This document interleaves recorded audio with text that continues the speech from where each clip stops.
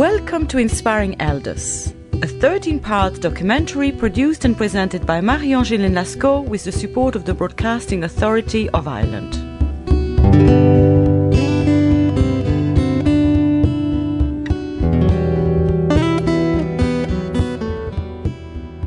What happens physiologically and psychologically as we grow older?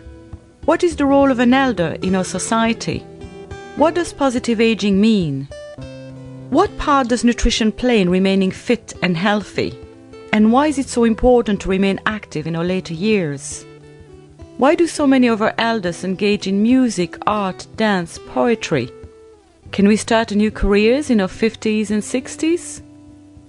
What is the role of spirituality? And what does it mean to live a fulfilled life?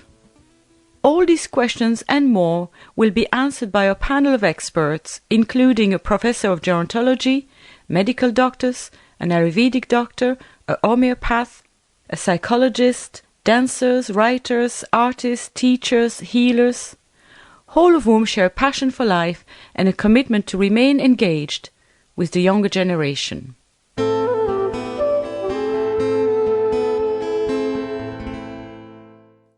In this program, Fred Walker, Sister Rachel, Tom Wynn, Tony Hughes, Paddy Mac Mahon and Dr. Don Brennan talk about the vocation in the field of healing.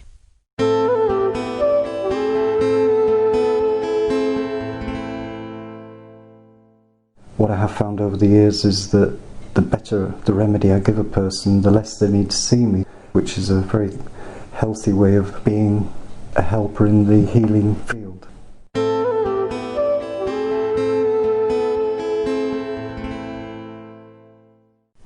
Last September I was 80 years of age.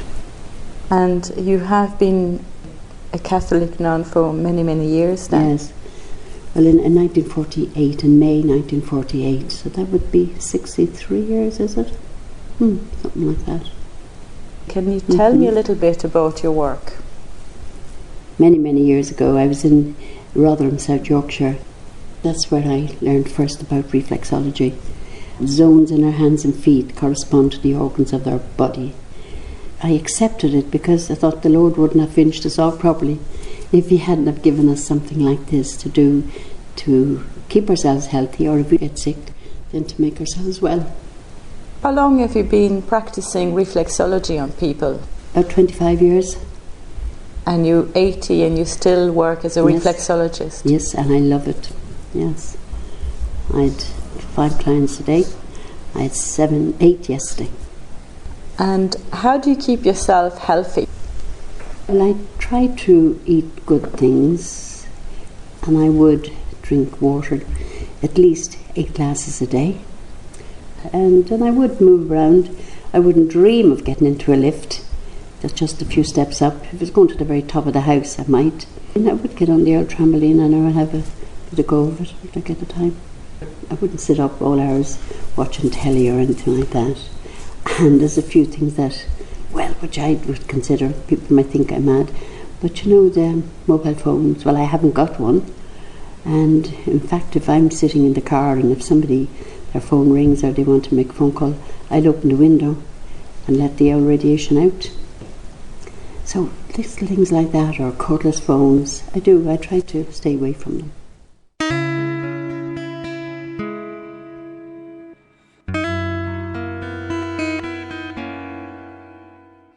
Dr. Brennan, I was wondering if you could talk about healing from the Ayurvedic perspective. Well, when I came to this whole ancient tradition, I was introduced through the practice of transcendental meditation to the concepts of consciousness as the basis of healing. The man who brought that knowledge from the Himalayas around the world was a man called Maharishi Mahesh Yogi, who gave a wonderful talk back in Delhi in 1981 about different levels of healing. how we'll use the plants to heal us. But as we become more wakeful and profoundly alert, the very sounds or even the names of the herbs would have a profoundly healing influence. But fundamentally, his point was that when we totally wake up and are completely on that field of our innate consciousness, awake, alert, then in truth, the elder who, having evolved to this level of profound wisdom, insight, awakening, his very presence is the healing.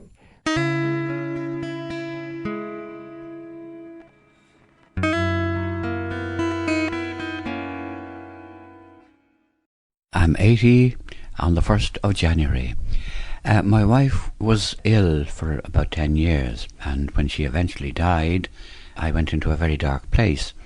When she was alive, she saw an ad in the paper, become a hypnotist and earn a fortune. So she thought that if I could become the hypnotist, I could hypnotize her and take away her pain. She was in pain. When she found out how much travelling, money and time was involved, she gave it up. When she died, I started the hypnotherapy course and became a hypnotherapist. That was absolutely incredible. I became an ardent student after my first experiences of hypnotherapy. Up till then, I was getting tireder, weaker, and more despondent, deeper into the dark place. But after the experiences of the therapy sessions, as part of the course, I was suddenly renewed, reinvigorated. Everything was wonderful. The life opened up in front of me. Mind you, I was 66 at the time, so I thought I was past it. But life since then has shown me that every single age that you arrive at, when you think that life is closing in on you, that looking at it from the vantage point of 10 years ahead, you are young. Nobody realises just how young they are. When I did the hypnotherapy, there were elements of it that didn't suit me. So I went for the different therapies that were guaranteed virtually to give you a faster emotional release. Thought field therapy, emotional freedom therapy. There was, of course, Reiki, manual lymph drainage. All the different therapies followed, one after the other. It lifted me out of that dark place. And now I've arrived at the point where I have continued with my passion for interaction with people. It is all about energy, and that is absolutely wonderful. A trauma enters the body either mentally, emotionally, spiritually, or physically. The trigger enters the body. The energy is encapsulated in a little cyst in the body, and that cyst stays locked into the system, into the tissue, like a little microchip, and it stays there until you actually release it, consciously release it. And you do that by focusing your full attention on the cyst itself. And energy goes from the organized to the disorganized, and it takes organized energy to reverse the process.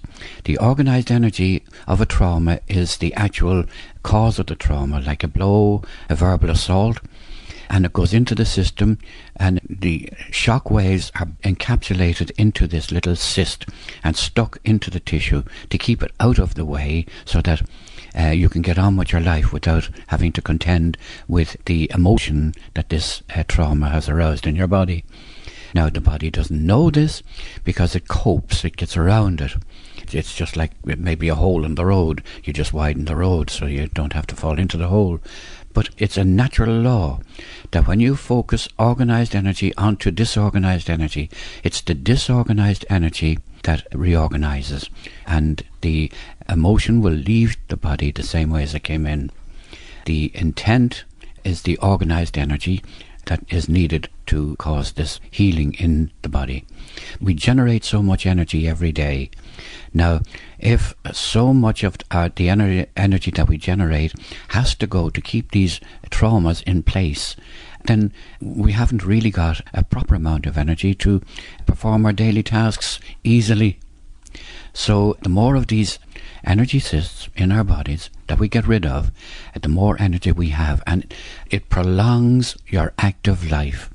Nature loves simplicity, but behind every simplicity in nature there's a huge complexity of interactions in the body to extract the energies from it. It is simplicity itself. When I did the craniosacral therapy, I learned the craniosacral rhythm, and quite by accident I found that while I was holding a lady's hand, that I could also feel the rhythm. So it was like muscle testing. Stringing all of this together into one therapy is what the energy cone is all about. So when feelings come up in the body, all you have to do is to put your attention on exactly where the feeling is in the body, and it has to go. The energy in the cyst reorganizes itself and will actually leave the body. I'm a practitioner of natural medicine, which means that I use natural remedies and natural approaches to identifying the causes of illness and to healing and clearing up the problems. I use a lot of modern devices and techniques to identify what's causing trouble, and I combine this with the very ancient art of healing, which is literally just intention of helping somebody to get well. Tell us a little bit about these tools that you use. Well, homeopathy is a principle of stimulating the body to do what it needs to do to heal itself. Acupuncture is also a technique of correcting the body's flow of natural energy in the body. Flower essences are vibrational substances that stimulate the body to heal trouble with emotions, beliefs, and stresses.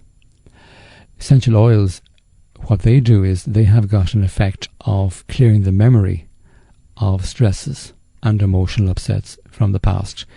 Stresses which are stored deep in the body's tissues and which can be a block to healing and to recovery and to clearing of toxins. Aging is a process where the body's functions are damaged, the body's cells are damaged by oxidants. So taking plenty of good food with antioxidants, like the brassicaceae vegetables, vitamin C, vitamin E, serrapeptase enzyme, these are all very important to maintain your youth and your health.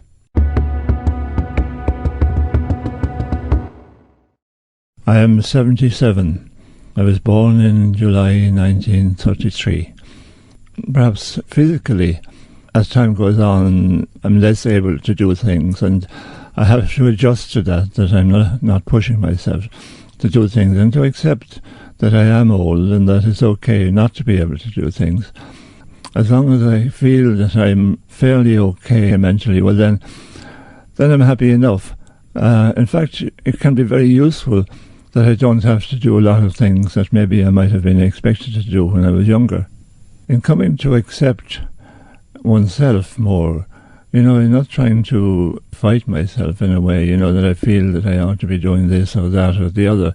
I come more to the acceptance that this is what I can do and this is what I can not do. Just to go along with that and maybe enjoy the feeling then that I don't have to be committed to all sorts of things that I might have felt when I was much younger. I don't ask that people respect me for my wisdom or anything like that, or go back to the old days where the old people were regarded as sages or such. I only enjoy being what I am. The fact that I don't see it as an ending in the sense of dying and that being the end of it all, I think is very helpful as far as I'm concerned.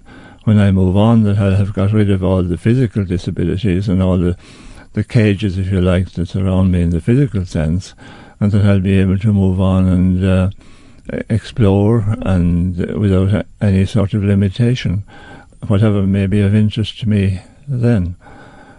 I find then that for me, old age is very comfortable. I'm able to walk, I'm able to talk, I'm able to listen a bit. I can maybe take advantage of the fact that I'm old and that I can say, look, I don't really feel up to that at the moment or whatever. Obviously, it's a fact of life, but the interesting thing is, I suppose, that from the moment we're born, as we're getting older, so from the moment we were born, we're dying really in the literal physical sense. So it becomes a matter of adjustment to the different ages.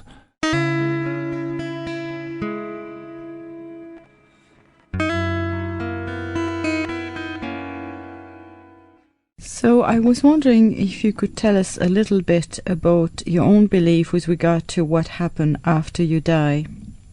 From my earliest days, I grew up with a fear of death. My father had given up the practice of religion when I was about 6. When I was about 19, I had got a job in the civil service and I was going back to Dublin. We lived in Clare.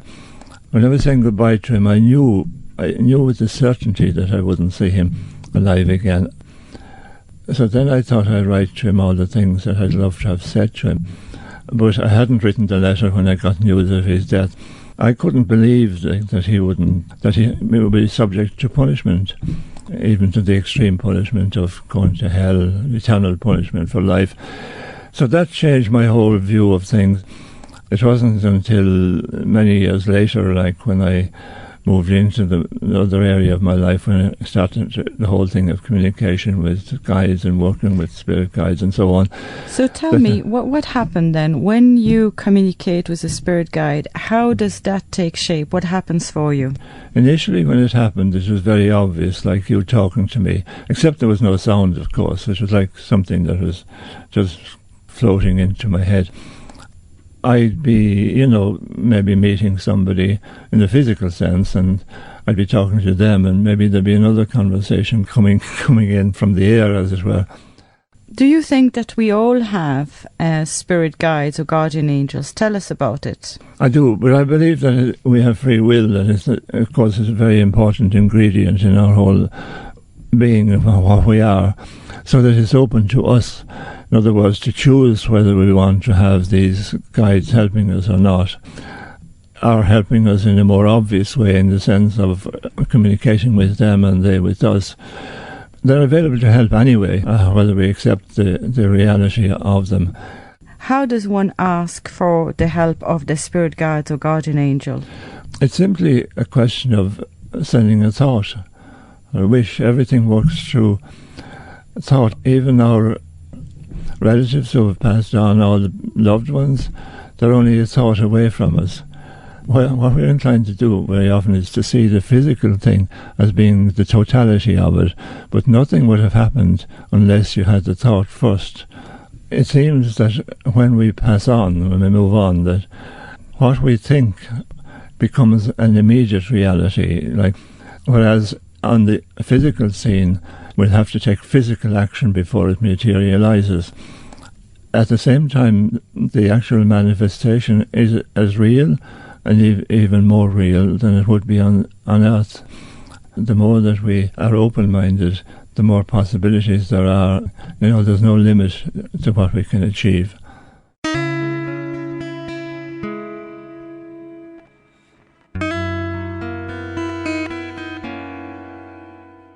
Tell us, Paddy, what do you feel is the purpose of life?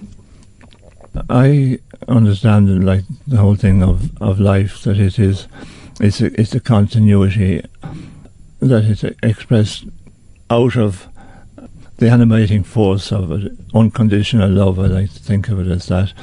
That in other words then, that what we were aiming for is to reach a state where we express love unconditionally. It's really a question of accepting ourselves as we are. If I can accept myself as I am, I can accept others as they are. So I'm out of a whole way of judging people. And then the whole world opens up for me in a very loving acceptance way. So I think that that's the purpose of life, really, is to find that way of expressing ourselves and then see where that leads us into a whole sort of adventure, where the sky's the limit, in the sense that there's no end, no limit.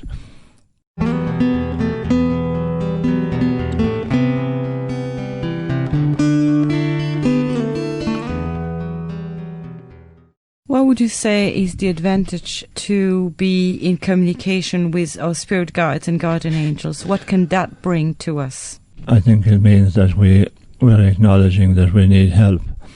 If you can imagine, say, for instance, you like to help people. You want to help, particularly to empower themselves. So you're not going to change when you move on. You'll want to do that and continue to do it. And so this is the same thing, like this is what happens, that our guides or whatever, that we move on, that they want to help us. If we're open to receiving it, they can see in a broader pattern, they can see what we're trying to do with our lives, the different obstacles there are and so on, and help us to get over them, and to help us to find more fulfillment in our lives. I see it as very simple, really, that it's more the whole thing of not seeing life in compartments. There's a physical life and a spirit life. They're all the one. It's all spirit. We just happen to be on the physical journey at the moment,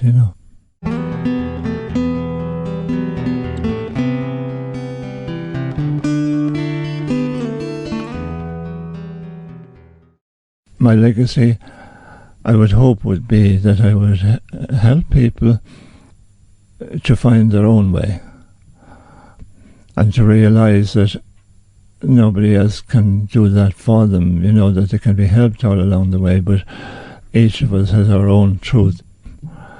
My legacy, obviously part of it was doing the writing that I've done, that they would help people along their way, that they would find whatever way suits them, or find ways of expressing themselves, their creativity, and what they want to do with their lives.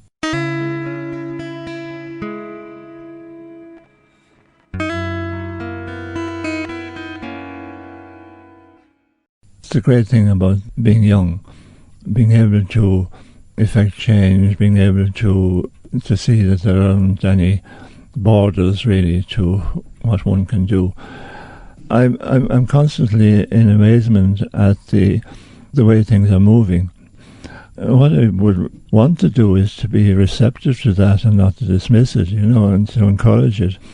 So all I can bring is perhaps my encouragement, my admiration, and maybe to say that things don't need to happen all at once, that perhaps to be patient if things don't work out straight away.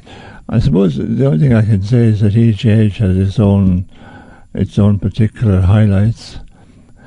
The more that we can accept that and how we can adjust to it and perhaps be accommodating of each age in ourselves, that we can stay young and at the same time accepting the limitations of old age.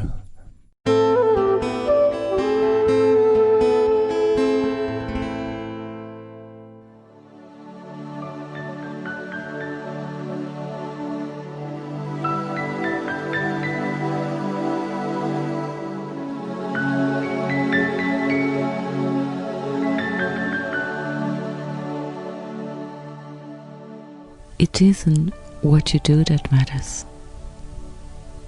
It's the way you do what you do. When you meet a challenge in your life, you may focus on the fear, the obstacle, or you may focus on the outcome. Remember how strong you are. All the challenges you have already moved through. You are more powerful than you can ever imagine. Breathe. Feel the sacredness of your breath. Remember that each breath is an opportunity for you to start again with new energy, new potential, new positivity. Whatever happened before this moment is gone, never to return. Today is a new beginning. You can start again, right here, right now. No matter how old you are, or whatever happened in your life before this moment, you have the power to create a new life for yourself. A life in which you play the central role, where you are the main actor on the stage of your life, where no matter your circumstances, physical, financial, emotional, spiritual, you are in charge of your life. Allow yourself to cast your mind back to a time long before this time. A time when you still allowed yourself to dream. What did you used to dream about? If you were free to do whatever you really want to do, what would you do? What is in your heart? If this was the last thing you could do, what would it be? What is the one thing you want to do with your life before it's over? There is always new opportunities. There's always something wonderful that you can do right here, right now.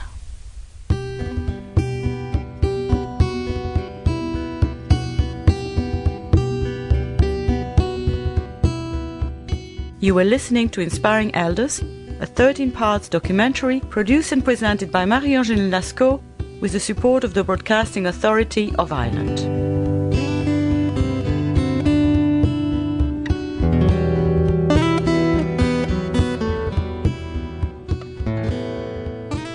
This program featured Fred Walker, Sister Rachel, Tom Wynn, Dr. Don Brennan, Tony Hughes, and Paddy Mac Mahon.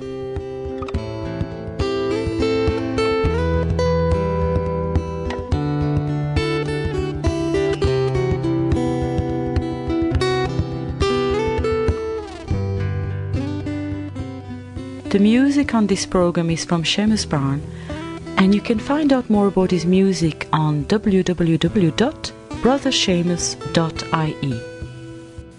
If you want to get in touch with any of the contributors, you can contact us through www.springintolife.ie.